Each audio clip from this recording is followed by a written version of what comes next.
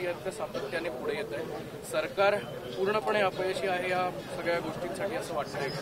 मला आता हळूहळू वाटायला लागलंय की दडपशाही मला फक्त दिल्लीतच वाटायची ती आता महाराष्ट्रात पण वाटायला लागली आहे. याचं कारण असं की गेले अनेक वर्ष म्हणजे जवळपास 1.5-2 वर्ष व्हायला लागली कॉर्पोरेशनचं आणि जिल्हा परिषदचं इलेक्शनच होत नाहीये. आता काहीच कारण नाहीये, अशी कुठली इमर्जन्सी पोझिशन कुठेच देशात नाहीये किंवा अतिवृष्टी झाली आहे किंवा कुठे युद्ध चाललंय की महाराष्ट्रात कॉर्पोरेशनचं आणि जिल्हा परिषदचं इलेक्शन होत नाही. आणि त्याचा त्रास नागरिकांना प्रचंड होतोय. आणि नागरिकांनी जायचं कुणाकडे? जे लोकप्रतिनिधी सत्तेचं विकेंद्रीकरण, कैलासवासी यशवंतराव चव्हाणांचं जे स्वप्न होतं की सत्ता ही विकेंद्रीकृत झाली पाहिजे, ती शेवटच्या माणसापर्यंत गेली पाहिजे, सरपंचापर्यंत ती सत्ता पोचवा, गावापर्यंत पोचवा, असं असताना ती सेंट्रलाइज होते. ती पुन्हा म्युनिसिपल कॉर्पोरेशनमध्ये एक व्यक्ती कसं बघणार हो शहर? इथे किती 160 खासदार आहेत, 62 नगरसेवक, 162 नगरसेवकांचं काम एकच व्यक्ती आता करते. It is physically not possible. आणि हे दुर्दैव आहे की हे इलेक्शन म्हणजे आता तर नगरसेवक सगळ्याच पक्षाचे कधी कधी कॉर्पोरेशनमध्ये गेले की मला भेटतात आणि सांगतात आधी आता तुमचं इलेक्शन, मग विधानसभा, आणि जर जमलं तर 2025 मध्ये आमचं. हे बोलण्यापुरतं ठीक आहे हो, पण त्याच्यात भरडला जातोय सर्वसामान्य अनेक शहरांमधले नागरिक भरडले जात आहेत. त्यांचे मूलभूत प्रश्न असतात आणि नंतर मग तो शासन आपल्या दारी नावाचा जो कार्यक्रम आहे ज्याचा मी जाहीर निषेध करते, तो कार्यक्रम म्हणजे करोडो रुपयाचा सर्वसामान्य मायबाप जनतेच्या पैशाचा चुराडा आहे. शासन आपल्या दारी म्हणजे तुमच्या दारात गेलं पाहिजे. आणि आजकालच्या टेक्नॉलॉजीच्या जमान्यामध्ये जेव्हा टेक्नॉलॉजी ड्रिव्हन सगळ्या ग्रामपंचायतीमध्ये वॉर्डांमध्ये कम्प्युटर आहे, तर मग वॉर्डमध्ये जे काम होणार आहे त्याच्यात या राज्याच्या मुख्यमंत्र्यांनी आणि दोन्ही DCM-1 आणि DCM-2 ह्यांना जर जिल्ह्यांमध्ये जात असेल तर कुठला उलटा प्रवास सुरू केलेला आहे? म्हणजे चव्हाण साहेबांनी सत्याचं विकेंद्रीकरण करा सांगितलं आणि हे सत्ता कन्सॉलिडेट करतायत. असंच महाराष्ट्रात गेले 1.5-2 वर्ष चालले. या सगळ्या जे शासन आपल्या दारी कार्यक्रम होत आहेत, सभा होत आहेत, त्यामध्ये फक्त राजकीय भाषणच केली जातात, एकमेकांवरती टीका केली जाते. तुम्ही जसं म्हटलं की नागरिकांपर्यंत काहीच त्याचा फायदा होत नाहीये आणि कोट्यवधी रुपये सुद्धा याच्यामध्ये खर्च होत आहेत, तर हे बंद व्हायला पाहिजे तातडीने. माझं म्हणणं आहे शासन आपल्या दारीचा व्हाईट पेपर निघाला पाहिजे, त्याचं एक ऑडिट झालं पाहिजे की खर्च किती केला, त्याच्यात भाषणं कशा पद्धतीची झाली आणि खरंच किती लोकांना सेवा मिळाली. आणि तेच पैसे जर सर्वसामान्य मायबाप जनतेला दिले असते, आमच्या अंगणवाडी भगिनींना दिले असते, ग्रामपंचायती शाळा सुधारण्यासाठी दिले असते, तर त्याचा किती इम्पॅक्ट झाला असता. मला असं वाटतं गोखले इन्स्टिट्यूटनी याचा अभ्यास करावा. काही शिवदूत नावाची एक संकल्पना आणली गेली CMO मार्फत. देश शासन आपल्या दारी प्रोग्रामसाठी ते सगळी मंडळी वापरल्या जातात, त्यावेळेला सगळ्यांना गिफ्ट पण गेले. हेच पुढे शिंदे गटासाठी राजकीय काम करणार अशी चर्चा आहे. मला काय आश्चर्य वाटत नाही. सरकारी यंत्रणा आणि पैसा हा स्वतःच्या स्वार्थासाठी, स्वतःच्या राजकीय पोळी भाजून घेण्यासाठी जे नवीन काम महाराष्ट्रात सुरू झालंय हे महाराष्ट्राचं नुकसान करणार आहे. आणि आज महाराष्ट्र लोकांनी कितीही ट्विट केले तरी आज देशाचा सगळा डेटा तुम्ही बघितला तर अनेक जी राज्य जी आधी आपल्या मागे होती ती आज पुढे गेलेली आहेत. इन्व्हेस्टमेंटमध्ये पण तशीच परिस्थिती आहे, सोशल सेक्टर्समध्ये तशी आहे, शिक्षणामध्येही महाराष्ट्राचा नंबर हा खाली गेलेला आहे. मी म्हणत नाही आहे, हे सरकारचा, भारत सरकारचा डेटा म्हणतो. एकीकडे तुम्ही ह्या सगळ्या गोष्टी होत असताना मुंबईत मात्र CM प्रत्येक शनिवार रविवारी स्वच्छता अभियान राबवत आहेत. मुंबई ठाणे महापालिकेतर्फे अभियान राबवलं जाते, कोस्टल रोडची पाहणी केली जाते. या सगळ्या प्रकल्पावर तुम्ही पहिल्यापासून लक्ष ठेवून होता, कोस्टल रोड असेल किंवा इतर असेल. इथं कुठंतरी कमी पडते सरकार असं वाटते, कारण ज्यावेळी हे सगळा रस्ता पूर्ण होते त्यावेळी मुख्यमंत्री मात्र स्वच्छता अभियान वगैरे करत नाही. स्वच्छता अभियान चांगली गोष्ट आहे, पण चेहेल हे खूप चांगले अधिकारी आहेत. त्याच्यामुळे जर चेहलांना जर सांगितलं, आणि साधारण सरकार कसं चालतं सगळीकडे मुख्यमंत्री जाणं हे अपेक्षितही नाही आहे असं असतं. पण मला असं वाटतं तिथे जो कॉन्फ्लिक्ट आहे त्या सरकारमध्ये, या ट्रिपल इंजिनच्या खोके सरकारमध्ये, की सकाळी 7 वाजता दादा दिसतात पुण्यामध्ये धावपळ करताना, मग लगेच दुसऱ्या दिवशी दादांची ती स्टाईल. आजकाल मुख्यमंत्री सकाळी TV, तुमची चॅनल सकाळी मी रोज बघते, त्याच्या घरातून निघायच्या आधी वर्तमानपत्र वाचते, चॅनल बघते आणि मग घराच्या बाहेर जाते. त्याच्यानंतर आज तीच दादाची स्टाईल ही माननीय मुख्यमंत्र्यांनी घेतलेली दिसते. इतके वर्ष मी काय मुख्यमंत्र्यांना 7-8 वाजता कुठले इन्फ्रास्ट्रक्चर प्रोजेक्ट्स घेताना बघितलं नाही. त्याच्यामुळे हे जे काय ट्रिपल इंजिन खोके सरकारमध्ये चाललंय त्याचाच एक हा वेगळा भाग दिसतोय, न्यू एपिसोड. दिखाऊगिरी बेसिकली. म्हणजे स्वच्छता अभियानासाठी कॉर्पोरेशन आहे ना एवढं मोठं, या देशातलं सगळ्यात मोठं कॉर्पोरेशन हे मुंबई कॉर्पोरेशन आहे. तिथे आदरणीय माननीय राज्याच्या मुख्यमंत्र्यांनी चेहलांचं काम करायचं, त्याच्याऐवजी तिथे जर इलेक्शन घेतली असती, नगरसेवक असते, महापौराचं काम हे वेगळं असतं आणि माननीय मुख्यमंत्र्यांचं काम वेगळं असतं. ते राज्याचे मुख्यमंत्री आहेत. मुख्यमंत्र्यांनी पाहणी जरूर करावी, पण त्यांना रिपोर्ट येतो. आज टेक्नॉलॉजीमुळे फार काय, डेटामुळे फार काही गोष्टी मॅप करणं अवघड नाही. आणि आमची अपेक्षा आहे की जरूर महाराष्ट्राच्या माननीय आदरणीय मुख्यमंत्र्यांनी ह्याचा आढावा घ्यावा, पण त्यांनी स्वतः सगळीकडे फील्डवर गेल्याच्या ऐवजी ते जर तिथून म्हणजे फ्रॉम द टॉप एक आदेश दिला की देर बी झिरो टॉलरन्स. आणि फक्त मुंबई कशाला, राज्यातली सगळी नगर साफ करा, मुंबईच कशाला. स्ट्रॅटेजिक नको आहे, जेन्युइन पाहिजे. मुंबई महानगरपालिका ताब्यात घेण्यासाठीच शिंदेचा हाताळा खटाटोप सुरू आहे. शक्यता नाकारता येत नाही, पण नुसती एक नाला सफाई करून आणि सकाळी 8 वाजता जाऊन प्रश्न सुटत नाही. तो मुंबईमध्ये 24/7 एक इलेक्शन घेऊन लोकांपर्यंत नगरसेवक आणि त्या महापौरांनी पोचलं पाहिजे. ताई, राज्याची ओळख एक सुसंस्कृत राज्य म्हणून आहे, मात्र याच राज्यात थेट खासदार आणि आमदार अब्दुल सत्तार माहिती थोडक्यात मंत्रीच आहेत ते, आणि खासदार हेमंत पाटील यांच्यात अगदी शिवीगाळपर्यंत भाषा होते एकमेकांच्या मध्ये. जरी तो त्यांचा विषय असला तरी हे काय आदर्श ठेवतात? मी तुम्हाला खरं सांगू, पुणेमध्ये जी घटना झाली ही माझ्यासाठी वैयक्तिक धक्कादायक होती.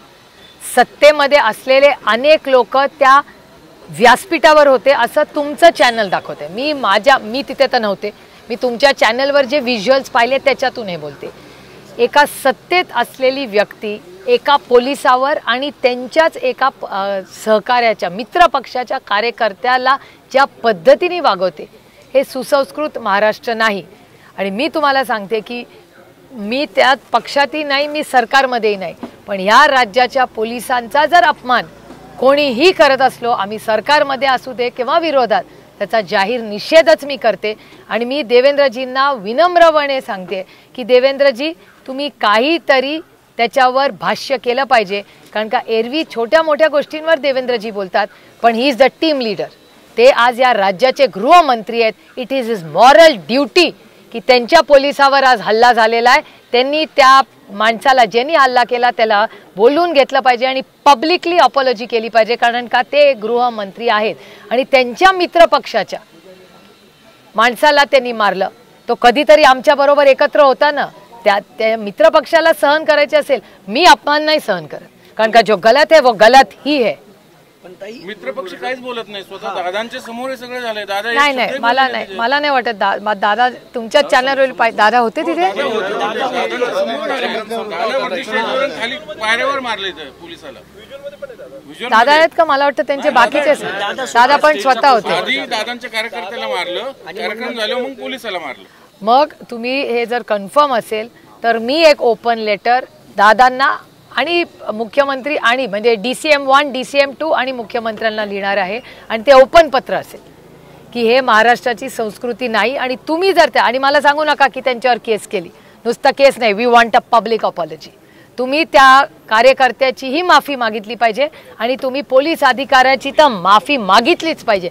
आणि जर देवेंद्रजींनी त्या पोलिसाला प्रोटेक्ट केलं नाही तर आम्ही करू.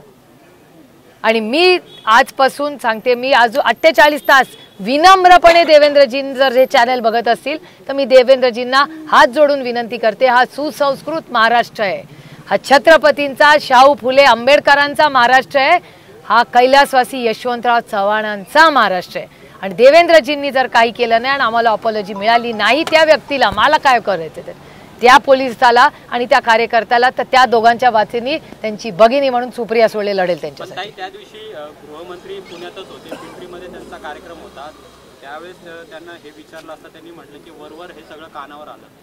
थेट त्यांनी बोलणं टाळलं किंवा कारवाई करू अशा पद्धतीचं सुद्धा त्यांनी म्हटलेलं नाही, इनडायरेक्टली पाठिंबाच दिलेला आहे. लोकांना आवडत नाही मी बोललेलं. भ्रष्ट जुमला पार्टी माझ्यावर नाराज होते, पण डेटा स्पीक्स फॉर इटसेल्फ. या राज्यामध्ये देवेंद्रजी गृहमंत्री झाले की क्राईम वाढतो. आपल्या पुण्यामध्ये परवा खून तुमच्या चॅनलवर दाखवलं, ते दिवसा ढवळ्या खून झालेला आहे. दिवसा ढवळ्या सिंहगड रोड वारजामध्ये गाड्या फोडल्या जातात. Complete failure of the home ministry. गृहमंत्री करतायत का या राज्याचे? आणि जेव्हा जेव्हा तुम्ही डेटा काढून बघा, जेव्हा जेव्हा देवेंद्रजी या राज्याचे मुख्यमंत्री होतात सगळ्यात जास्त क्राईम हा नागपूरला होतो आणि क्राईम कॅपिटल आहे हे मी नाही भाषण केलेलं. आज त्यांचे मित्र पक्ष जेव्हा त्यांच्या विरोधात होते तेव्हा देवेंद्रजींवर आरोप ह्याच लोकांनी केलेले आहेत. ताई, एकीकडे तुम्ही शासन आपल्या दारी याच्यावर टीका करताय, पण दुसरीकडे मुख्यमंत्री म्हणतायत की आम्ही जेव्हा दिल्लीला जातो तेव्हा कुठलाही मुजरा करण्यासाठी जात नाही, तर आर्थिक मदत आणण्यासाठी जातो. राज्याला काही आर्थिक मदत मिळाली असं वाटतंय? हां, मला तर ती दिसत नाही. आणि डेटा वाईज सांगा ना. आणि जर दिल्लीला जाऊन मुजरा करत नसतील तर आनंदाची गोष्ट आहे. पण अतिशय प्रांजळपणे मला माननीय आदरणीय महाराष्ट्राच्या मुख्यमंत्र्यांना विचारायचं आहे की तुम्ही जर दिल्लीला गेला असाल तर तेव्हा इथेनॉल पॉलिसीवर काय तुम्ही बोलला? कांद्याला भाव मिळावा किंवा कांद्याचा एक्सपोर्ट निर्यात जी थांबवली आहे त्याच्यावर तुम्ही काय केलं? मराठा, धनगर, लिंगायत आणि मुस्लिम समाजाच्या आरक्षणाबद्दल तुम्ही काय केलं? पाणबुडीच्या प्रकल्पाबद्दल तुम्ही काय केलं? फॉक्सकॉनबद्दल तुम्ही काय केलं? सुरतला एवढा मोठा डायमंड बोस गेलं त्याच्याबद्दल तुम्ही दिल्लीला काय जाऊन बोलला? या 5 प्रश्नाची त्यांनी उत्तरं म्हणजे इन्व्हेस्टमेंट्स, शेतकरी आणि आज जी परिस्थिती राज्यामध्ये आरक्षणाची आहे या 3 विषयाबद्दल दिल्लीला जाऊन ते काय बोलले ह्याच्याबद्दल त्यांनी स्पष्टीकरण द्यावं. आणि ह्याच्याबद्दल जर चर्चा झाली असेल तर निर्णय काय झाला हेही आम्हाला कळलं पाहिजे. इथेनॉल, कांदा, दूध, सोयाबीन आणि कपाससाठी मी जेव्हा पार्लमेंटमध्ये रोज रोज रोज बोलत होतं भारतीय जनता पक्षाचेही लोक येऊन मला म्हणायचे ताई तू एक ही है जो बोल रही है, हमारे यहाँ से इथेनॉल पे कोई बोल नहीं. आणि आज इथेनॉल पॉलिसी इफेक्ट सगळ्यात जास्त कोणावर होते तर सगळ्यात जास्त साखर कारखाने या देशात कुठल्या पक्षाकडे असतील तर ते भ्रष्ट जुमला पार्टी भारतीय जनता पक्षाच्या लोकांकडे आहेत. आणि त्यांचीच सगळी लोक दिल्लीला आली होती, पार्लमेंटमध्ये आली होती आणि ते मला भेटले आणि म्हणाले की थँक्यू, भारतीय जनता पक्ष काही रेस करत नाही, तुम्ही पार्लमेंटमध्ये बोलला, थँक्यू व्हेरी मच. ताई, पक्षाचं बंड व्हायच्या आधी अजित पवार हे रोहित पवारांचं नेहमी सातत्याने कौतुक करत होते, एक तरुण आमदार म्हणून त्यांना संबोधित करत होते. मात्र तेच अजित पवार आता थेट रोहित पवारांना बच्चा वगैरे असं संबोधतायत, थेट पत्रकार परिषदेत असं बोलतायत. काय नेमकं याच्या मागचं कारण वाटत असावं किंवा काय? ठीक आहे, दादा वयाने तो काका आहे रोहितचा, थोडं काय बोलला तेवढं कशाला आपण कोणी मनाली लावून घेतं ना. रोहित मनाला लावून गेला. आणि मला असं वाटतं की वयामुळे दादा 65, रोहित इज 35, 40 आमचा रोहित आणि दादा आमचा 65 वर्षाचा आहे. तर आपल्या काकांनी वयाने एवढा मोठा आहे त्यांनी एखाद्या वेळेस आपल्याला काही सांगितलं ओके यार. फॅमिली रिलेशन मध्ये ओके आहे ते, पण राजकीय दृष्ट्या तुमची भूमिका वेगळी आहे. ठीक आहे ना, बोलले की ताईंनी आता भूमिका घेतली पाहिजे. भूमिका हा दादाचा प्रश्न नाही. दादा आहे ना वयाने मोठा, दादा 65, दादाचं सिनियर सिटीजन नाव. दादांना सिनियर सिटीजन कोणामुळे खासदार झाले? काय कोणामुळे खासदार झाले हे खासदारालाही माहिती आहे. दादा बोलले की ठीक आहे, लोकशाही आहे, बोलायचा अधिकार आहे सगळ्यांना, त्याच्यात काय. काही काल मराठा आरक्षणाच्या संदर्भाने चंद्रकांत पाटील असं म्हणाले 60 साली तुमची सत्ता आली तेव्हापासून इतके वर्ष तुम्ही राज्य केलं, मराठा समाजाला न्याय नाही दिला आणि आता प्रश्न विचारताय. असं कोण कोणाबद्दल बोललं? चंद्रकांत पाटील शरद पवारांचं नाव न घेता त्यांनी टीका केली. कसं आहे तुम्हाला खरं सांगू, शरद पवारांचं नाव घेतल्याशिवाय हेडलाईन होत नाही. हे 50 वर्ष महाराष्ट्र बघतोय, त्याच्यामुळे त्यांना जर वाटत असेल की आदरणीय पवार साहेबांचं नाव घेऊन आपली हेडलाईन होते तर होऊ दे ना. आधीच भारतीय जनता पक्षांनी त्यांच्यावर एवढा अन्याय केलाय, तुम्ही करू दे ना त्यांची headline. What is your problem यार? ते म्हणतात की इतके वर्ष सत्ता होती, ह्याचं त्यांना उत्तर तुम्ही विचारलं गेलं, मी कसं सांगणार? समाजाला न्याय नाही दिला असं म्हणते. हो, पण मग ते त्यांचं वैयक्तिक मत आहे. एक तर ही लोकशाही आहे, त्यांचा पक्ष त्यांच्यावर इतका अन्याय करतोय, ते एखादा भाष्य करून त्याची बातमी होणार असेल आणि त्याची क्लिपिंग दिल्लीला जात असेल तर कशाला त्यांचं नुकसान? त्यांचा पण पक्ष नुकसान करणार, तुम्ही पण त्यांचं नुकसान करायचं, मी पण नुकसान करायचं. इट्स टू मच यार. ते असं म्हणाले की मराठा म्हणून स्वतंत्र आरक्षण देणार आहे भाजप. स्वागतच आहे, आम्ही वाटच बघतोय त्या प्रस्तावाची.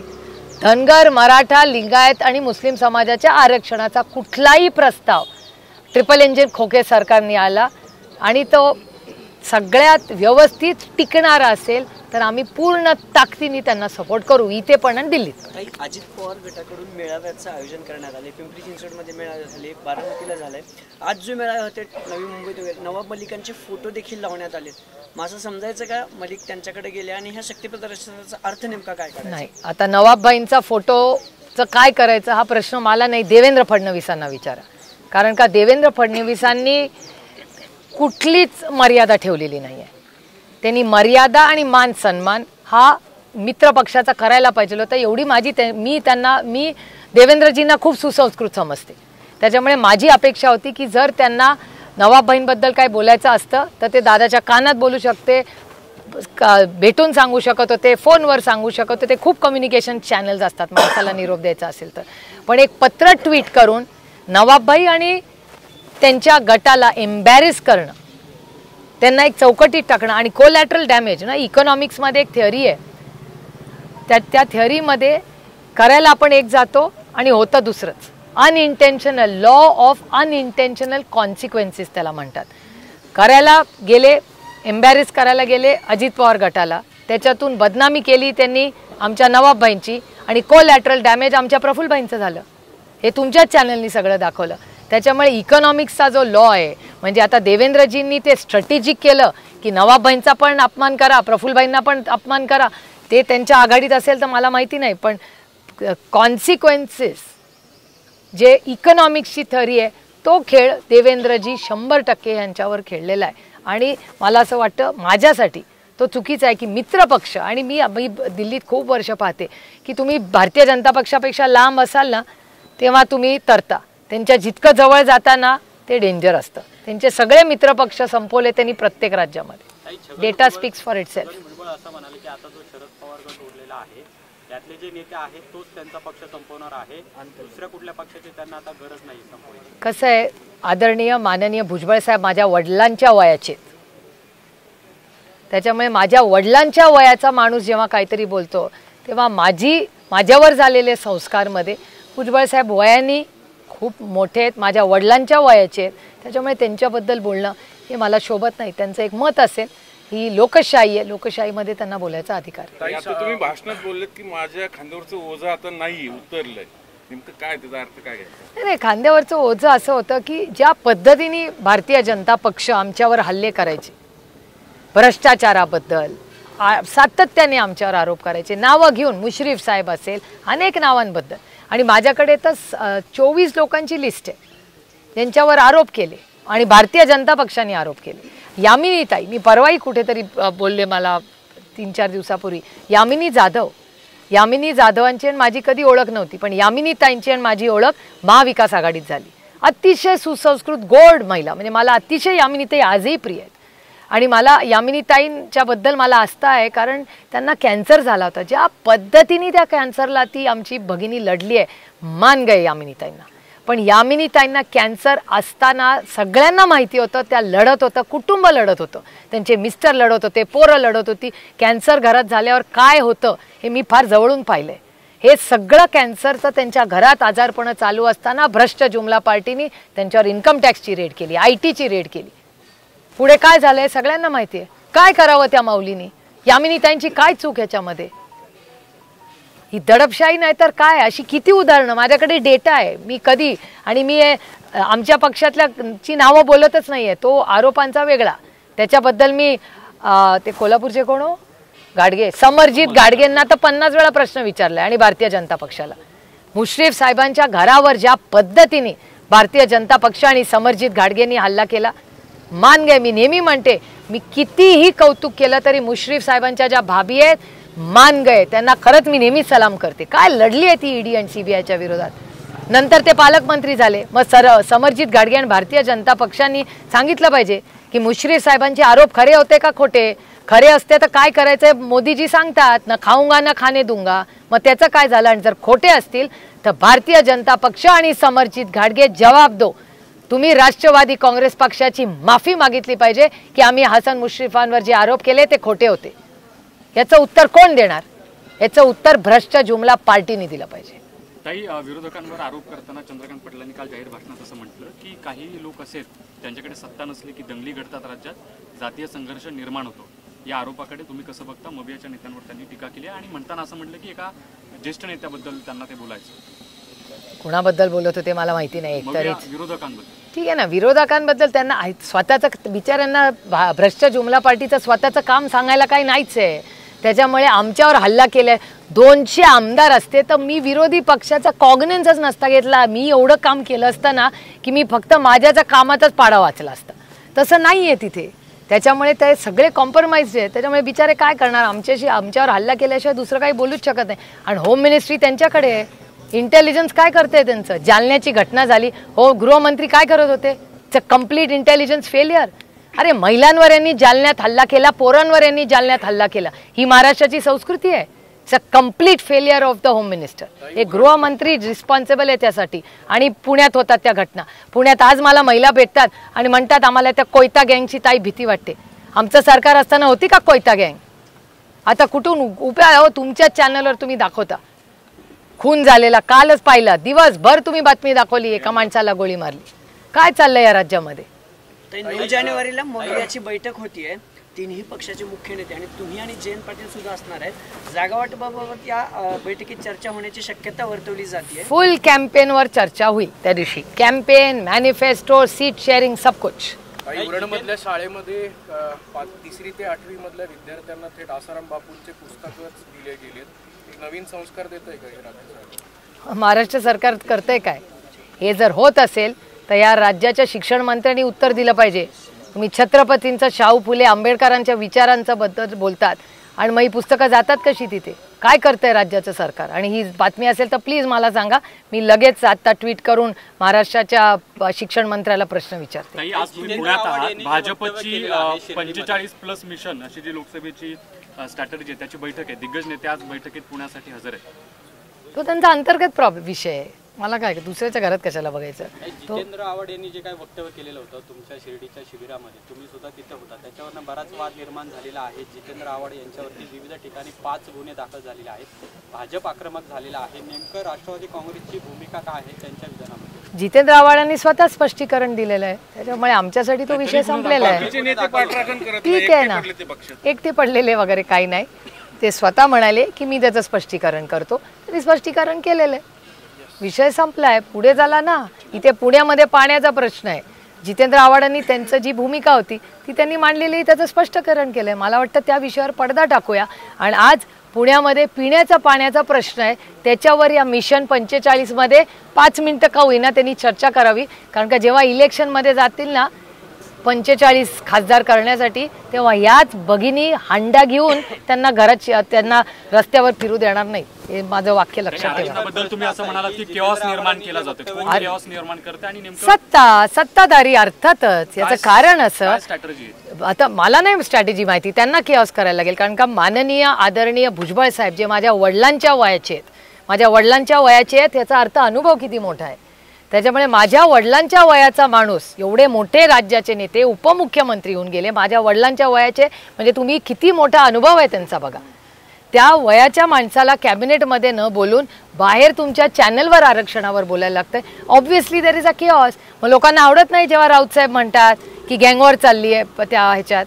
भुजबळ साहेबांसारख्या इतक्या वरिष्ठ मोठ्या वयस्कर नेत्याला जर बाहेर येऊन चॅनलशी बोलावं लागत असेल तर याचा अर्थ भुजबळ साहेबांच्या आरक्षणाबद्दल कोणी कॅबिनेटमध्ये ऐकतच नाहीये. त्यामुळे मराठा, धनगर, लिंगायत आणि मुस्लिम समाजाच्या आरक्षणाबद्दल महाराष्ट्र सरकार नक्की काय करतंय का नेहमी सारखं फसवणूक करतंय असंच दिसतंय. 7 दिवसांचा वेळ दिला होता सर्वेक्षणाला, त्याला आता 2 दिवस गेले, 5 दिवस उरले आणि सॉफ्टवेअरच तयार नाही अशी माहिती. सर्वेक्षण एवढ्या मोठ्या राज्याचं 7 दिवसात होऊ शकतं का? शासन निर्णय काढलाय. शासन काही निर्णय करेल, शासन आपल्या दारी पण येतंय. प्रश्न सुटलेत का? काय भूमिका नाहीये, पण हे करणारीच फिजिकली इम्पॉसिबल. एवढा मोठा राज्य आहे. काय मागणी करायला? माझी मागणी कराल, जे काय कराल ते पारदर्शक करा आणि खोटं बोलू नका, लोकांच्या भावना दुखवू नका. तारीख पे तारीख चालली आहे, म्हणजे ते सिनेमामध्ये दाखवतात ना तारीख पे तारीख येते या देशात, तसं आरक्षणाची तारीख पे तारीख चालली आहे. 5 दिवसानंतर अहवाल तयार केला जाईल. बघूया आता कसा अहवाल तो कसा.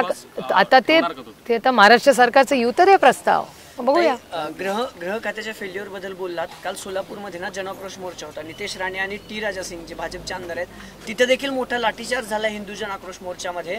तरीही गृहमंत्र्याकडून किंवा गृह खात्याकडून कुठलंही स्पष्टीकरण आणलं नाही. तरुणांवर मात्र गुन्हे दाखल करण्यात आले. याचं कारण असं की महाराष्ट्राचे गृहमंत्री मिशन 45 किंवा त्यांना अधिकार पण किती नक्की आहेत. कारण का मला देवेंद्रजी तेवढे टीव्हीवर दिसत नाहीत. दादा दिसतात, मुख्यमंत्री तर रोजच दिसतात, पण देवेंद्रजी मला आधीसारखे टीव्हीवर दिसत नाहीत. पहिली 5 वर्ष देवेंद्रजी रोज CM महाराष्ट्र म्हणून रोज काही ना काहीतरी आमचं पटो न पटो पण ते टीव्हीवर व्हिजिबल असायचे. आजकाल ते दिसतच नाहीत. कधीतरी दिसतात, नागपूरच्या एअरपोर्टला येतात, समोर ते चॅनल्स असतात, एखादा प्रश्न घेतात, नमस्कार करतात आणि पुढे जातात. त्याच्यामुळे देवेंद्रजी खरंच या सरकारमध्ये किती ॲक्टिव्ह आहेत, त्यांना किती अधिकार दिलेत, हा प्रश्न एक माझ्यासाठी एक खूप कोड आहे. कारण का माझ्या देवेंद्रजींकडून खूप अपेक्षा आहेत. त्यांच्यावरच अन्याय झालाय मग महायुतीत असं नाही, देवेंद्रजींवर अन्याय झालेलाच आहे. अहो, तुमच्या मुलाला 105 मार्क मिळाले, प्रशांत दादाला 41 मिळाले, मला 40 मिळाले आणि तुम्ही यांचा नंबर पहिला लावला, माझा दुसरा आणि तुमचा तिसरा. हा तुमच्यावर अन्याय नाही? मी नेहमी म्हणते देवेंद्रजींवर अन्यायच झालाय. म्हणजे वर्गात रेसमध्ये पहिले आले आणि तुम्ही मागे बसवले आणि दरवेळी त्यांचा कट्टू साईज, त्यांना मुख्यमंत्री असणाऱ्या माणसाला उपमुख्यमंत्र्यातून हाफ मुख्यमंत्री, उपमुख्यमंत्री टू मच यार, बहुत ज्यादा हो गया. आता तो त्यांच्या पक्षाचा अंतर्गत प्रश्न आहे. तोच प्रश्न आहे जितेंद्र आव्हाडांसंदर्भातला. कारण की भाजप असं म्हणते की पवार साहेब त्या स्टेजच्या समोर होते, त्यांनी त्याचं स्पष्टीकरण द्यायला हवं किंवा मग त्याचा अप्रत्यक्षपणे पाठिंबाच आहे असा एक अहो, भारतीय जनता पक्षाला शरद पवारांचं नाव घेतल्याशिवाय हेडलाईन होत नाही. 300 खासदार, 200 आमदार, तरी it's an obsession. It's very flattering. म्हणजे शरद पवारांना खूप फ्लॅटर्ड वाटलं पाहिजे. थँक्यू.